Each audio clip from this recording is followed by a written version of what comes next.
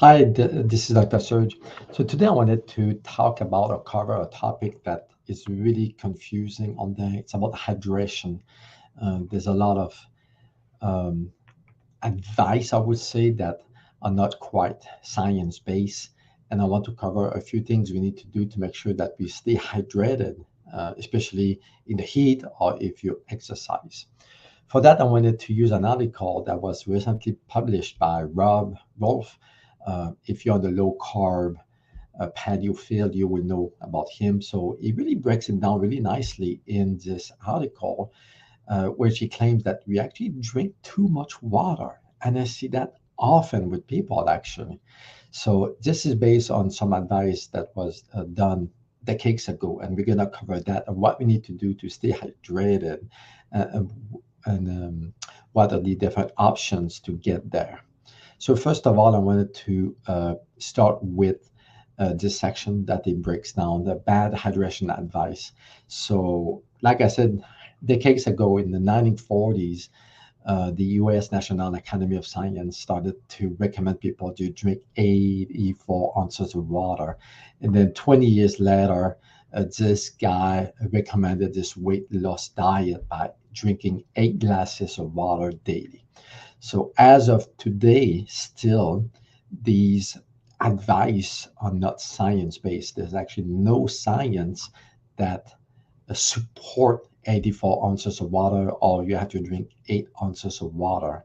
So, but this myth is still promoted by a lot of websites. So first of all, so this is one of the main bad hydration advice. So you have to drink beyond thirst to stay hydrated. That just doesn't make sense. So God gave us a thirst, which is a way for the body to tell us, okay, we need to drink water in that moment. So if you don't feel thirsty, there's no point to really drink water. So what happened most of the time is I see people drinking a lot of water, like a gallon a day or whatever, and then they just constantly pee, and so they have to go to the restroom to pee it out. So if you drink too much water, at the end of the day, you eliminate the excess of water, and then you, on top of that, you actually lose electron like sodium in the urine.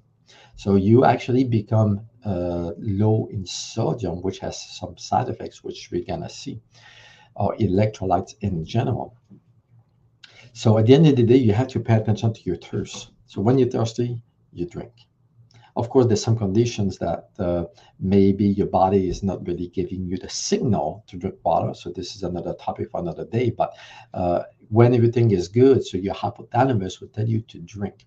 One of the way One of the ways to make sure that you don't drink enough water is if you have to get up in the middle of the night to actually urinate.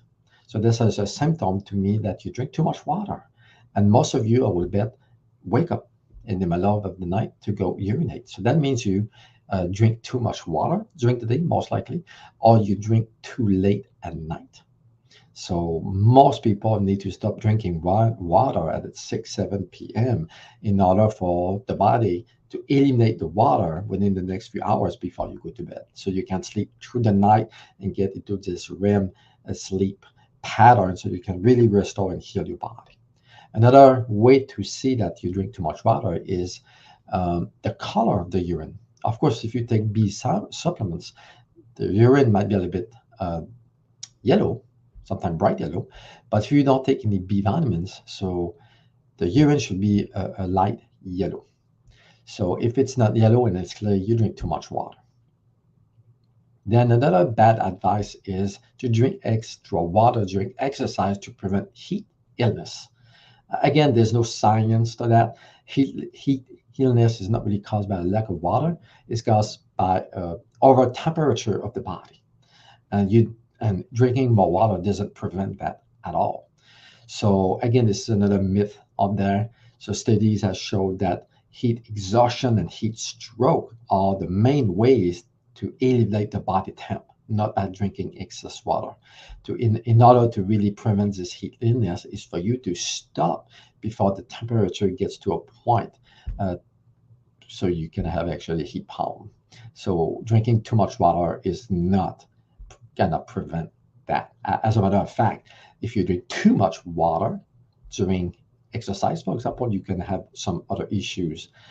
There's many athletes actually that drink too much water and they ended up with low sodium in the bloodstream in the body.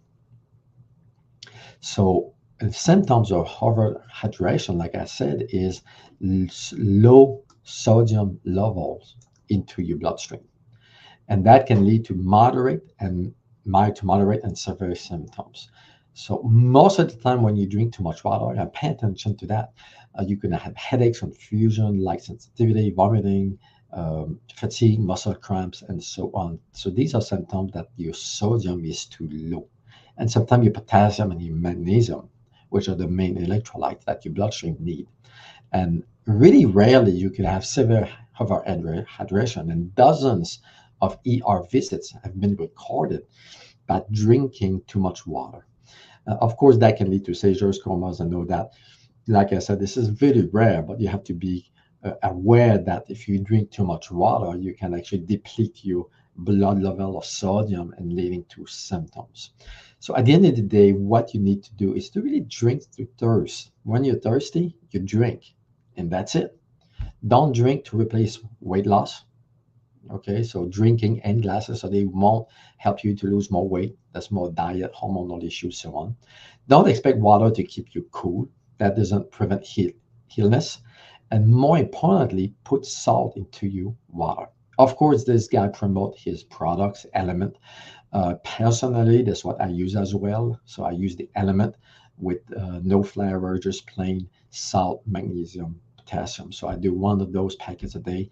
That helps me to replenish my electrolytes. Because when you sweat, and everybody sweat every day, so you lose some sodium. And if you exercise, you lose more sodium.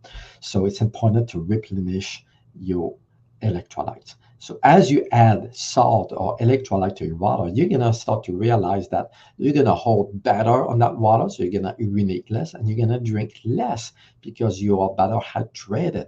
So it's that really cycle that you drink less water, you drink more electrolytes, you become more hydrated, you are less thirsty, and you're gonna see that you may drink a lot less water. For example, me, I drink about a liter a day. That's it. I don't drink a lot because I put electrolytes in water, and you do get water and electrolytes from food, like fruits, vegetables, meats, and so on. So I hope that makes sense. So if you have any experience with overhydration, drinking too much water, or not enough water, what are the symptoms, and so on. So leave a comment below in the comment section so we can see what's going on with that.